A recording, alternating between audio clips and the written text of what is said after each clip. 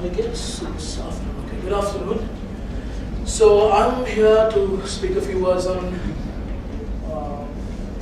crowdfunding, crowdsourcing funding for not-for-profit projects.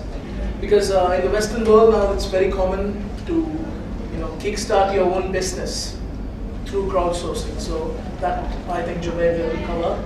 So I want to look at not-for-profit things because that is what we look at, charity. So I'll be touching a bit of tips and tricks. But the problem with tips and tricks is, first, is about the philosophy or the concept of this crowdsource funding using social media. There are lots of sites which are dedicated for crowdsource funding. And I will particularly speak about two sites which concentrate on not-for-profit funding. That is, one is CauseFox, another one is Fundly. So before I get into those sites, how does these work? We have to look at this. How does this work?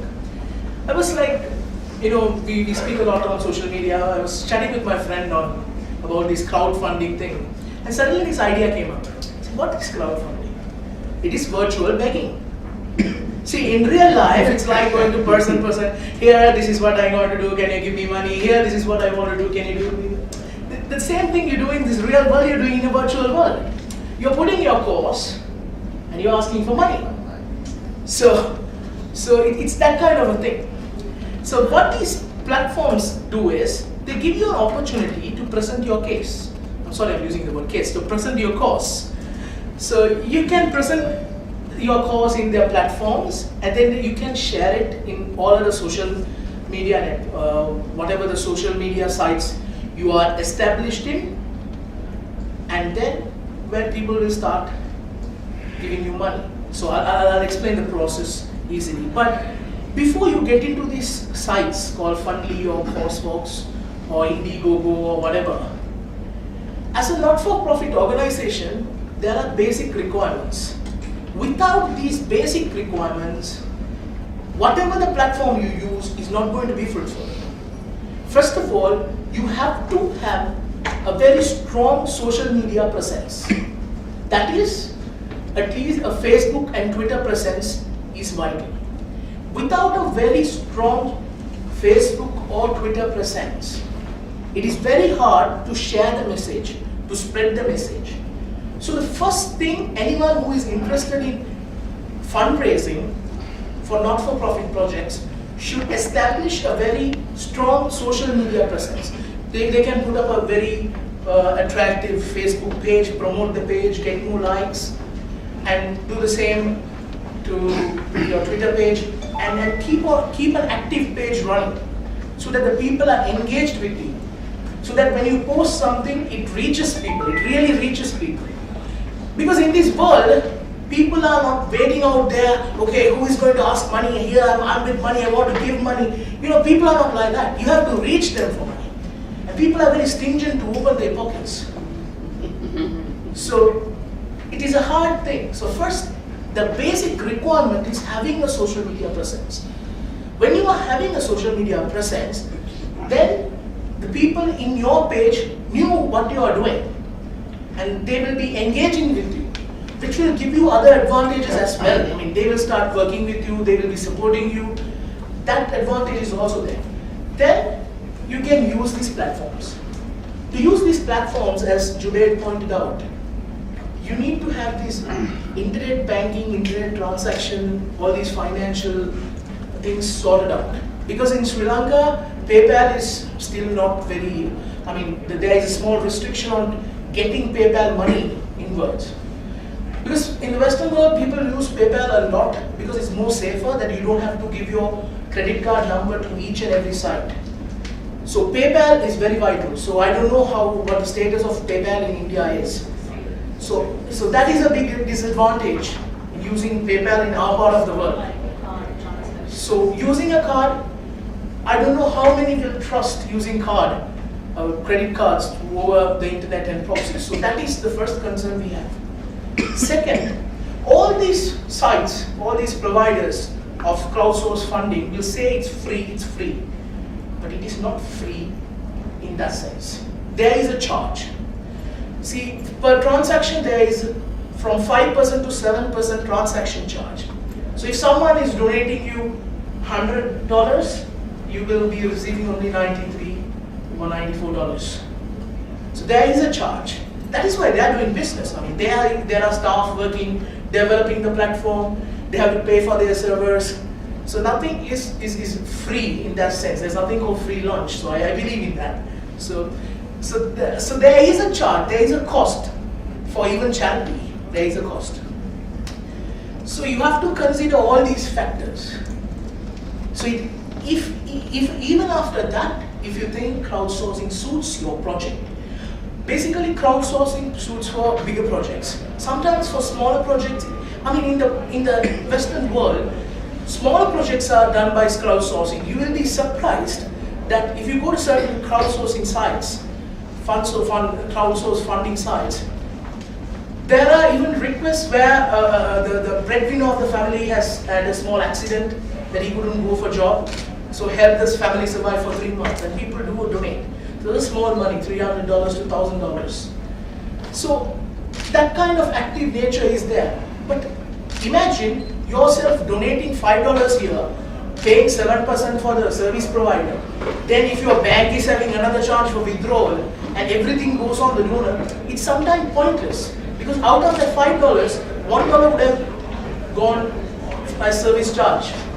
So you're getting only 4. So these aspects you should consider before you get into crowdsource funding. But it's a very powerful tool.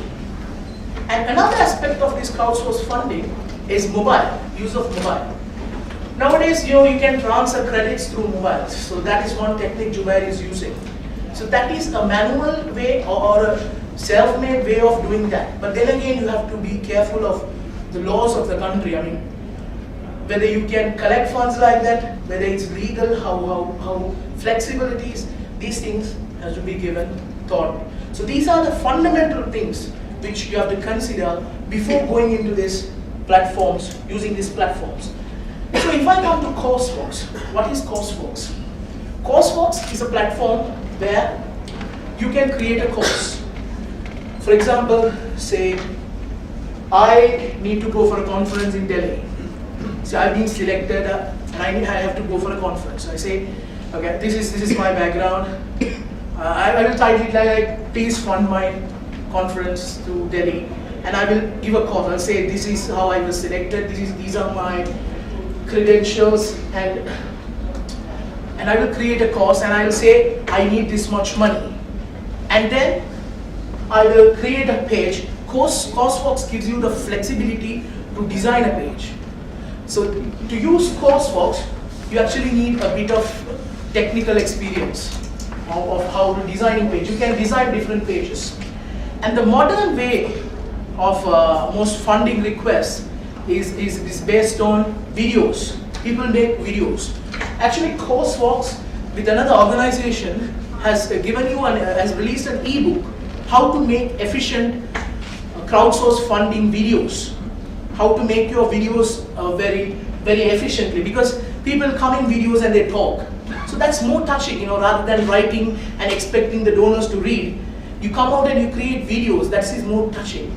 These are all marketing techniques which you can use to attract the donors. So in CourseWorks, the best part is you can custom design your template, and then you can launch a site. So this is CourseWorks. But CourseWorks has a disadvantage. It doesn't automatically share your course to other places. To other social media. You have to share it by your own. And in CourseWorks, you can't go and search for fundraising options. I will explain it. See, there is another platform. The second platform which I am going to talk about is Fundly. The best part in Fundly is anyone can log in using their Facebook account, or this is using your email. I mean, they prefer using your Facebook account because they get a lot of details automatically. So if you are more concerned about using your Facebook account, you can always log in by your email. And in Fundly, You can search for courses. I mean, there are people who have registered for courses. You can search for courses and you can find courses and donate or contribute or support. But Courseworks does not give you this facility. But the advantage in Courseworks is you can design a custom, you can make a custom design rather than Fundly. The advantage Fundly has is Fundly automatically shares your course through your Facebook account. So if you have a very strong Facebook profile, your course is automatically shared, and when a person supports or funds your course, it is also automatically shared in his Facebook account, which means the network is going on. It is spreading. So when a person makes a donation to your course, that is automatically shared in his Facebook account, and his friends will see that. And when one of his friends sees that and he donates, that will automatically be shared in his Facebook account, and the message will spread virally. So that advantage is there in Fundly, but all these sites are subject to charges. So if you are a not-for-profit organization, and if you run a lot of projects parallelly, you can make these monthly and annual payments and get your surcharge reduced. I mean, if you go to features, I guess you go to features.